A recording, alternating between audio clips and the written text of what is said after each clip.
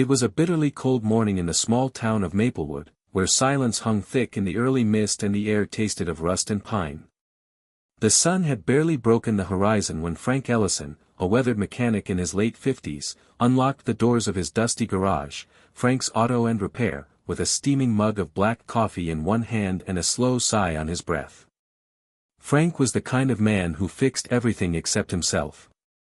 A Vietnam vet turned small-town mechanic, he carried more stories in his scars than in his words. People said he had hands made of steel and a heart locked in a toolbox somewhere. He didn't argue. After losing his wife years ago and growing estranged from his only son, he found solace in the hum of engines and the smell of motor oil. He was tightening the bolts on a Chevy when he heard the soft scrape of tiny shoes on gravel. At first, he thought it was a stray dog sniffing around. But when he looked up, he froze. A little boy stood at the garage entrance, maybe 6 or 7 years old, wearing an oversized red hoodie with a tear on the sleeve, jeans 2 sizes too big, and shoes that had seen better days.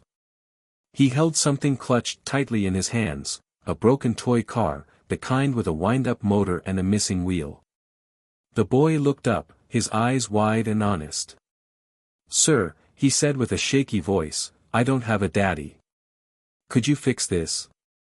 Frank dropped his wrench. For a moment, everything in him went still. He stared at the boy as if time itself had paused, like someone had reached into his ribcage and squeezed something long forgotten. He bent down, brushing his greasy hands on his overalls. "What's your name, kid?" "Tommy," the boy whispered. "Tommy Wells." "Well, Tommy Wells," Frank said slowly, voice rough with years of disuse, "let's take a look." Frank placed the tiny broken car on his workbench, next to spark plugs and socket wrenches. He squinted at it under the shop light, as if it were a Ferrari. The boy climbed onto a stool, watching intently. His eyes glistened, not just from curiosity, but from hope. "Where's your mom, kid?" Frank asked casually, trying not to pry too hard. "She's working. Double shift at the diner. She said I could wait for her at home, but, home's kinda lonely," Tommy said, kicking his feet beneath the stool.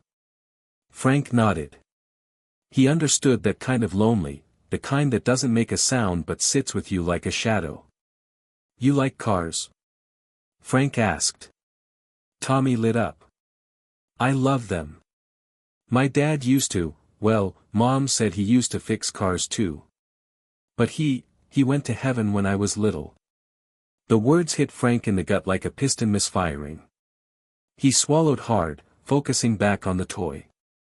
As minutes turned into an hour, Frank worked on the toy with the care of a surgeon. He replaced the missing wheel with a bolt from an old toolbox, polished the scratched-up body, even repainted a racing stripe with an old can of red model paint he hadn't touched in years. Tommy watched, mesmerized. When Frank wound up the toy and set it on the bench, it zoomed forward like new. Tommy squealed with joy, clapping his tiny hands. "You fixed it. You really fixed it." Frank smiled for the first time in what felt like forever. "Well, you asked real nice." Then Tommy did something unexpected. He reached into the pocket of his hoodie and pulled out 2 crumpled dollar bills and some coins. "This is all I have," he said. "It's for you." Frank stared at the money, his throat tightening. "Nah, kid. This one's on the house." Tommy shook his head. "But my mom says you don't take without giving. So, maybe you could keep it in case another kid needs help." Frank took the bills gently, folding them in his calloused fingers. "Tell you what. We'll call this your down payment for your first job here." Tommy blinked. "You'd give me a job?"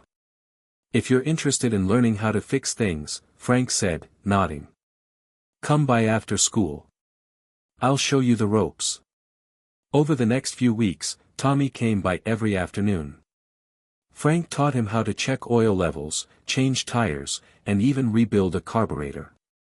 In return, Tommy brought laughter back into the garage, a sound that had vanished with the years. Frank learned about the way Tommy liked peanut butter on both sides of his sandwich and how he wanted to build a super-duper race car one day and be just like Lightning McQueen. One rainy evening, as thunder rolled in the distance, Tommy didn't show up. Hours passed. Frank paced the garage, unease settling in his bones.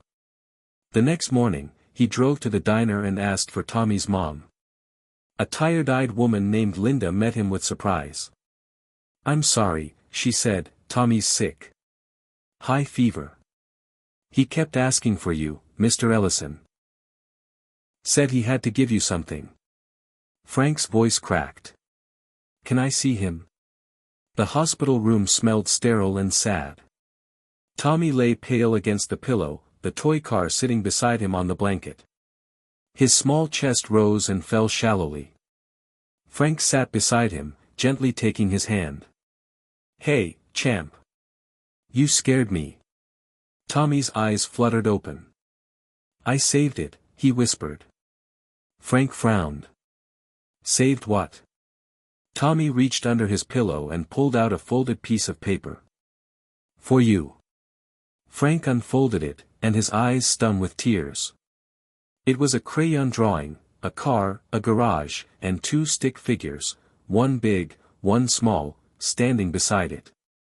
Above them, in messy red letters, it read, "Me and my new daddy." Frank looked at Tommy, his voice trembling. "Is that me?" Tommy nodded, eyes closing again. "I knew you could fix things." Tommy recovered slowly, and Frank was there every step. He started bringing home-cooked meals to Linda, offering rides to doctor appointments, even fixing up her old Honda Civic for free.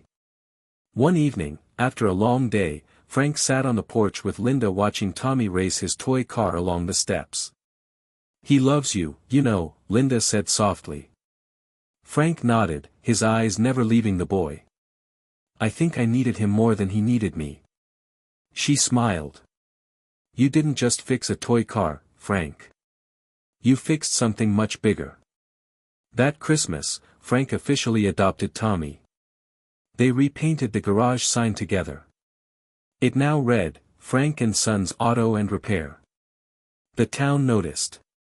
People began stopping by not just for oil changes, but for hope. For a reminder that family isn't always who you're born to, but sometimes who finds you when you're broken. And so, in the quiet town of Maplewood, where a little boy once asked a lonely mechanic to fix more than just a toy, something beautiful bloomed. A heart reopened. A child was loved. And a man, once convinced his best years were behind him, learned that sometimes the greatest repairs happen not with tools, but with kindness. Because sometimes, when you fix a toy, you fix a life.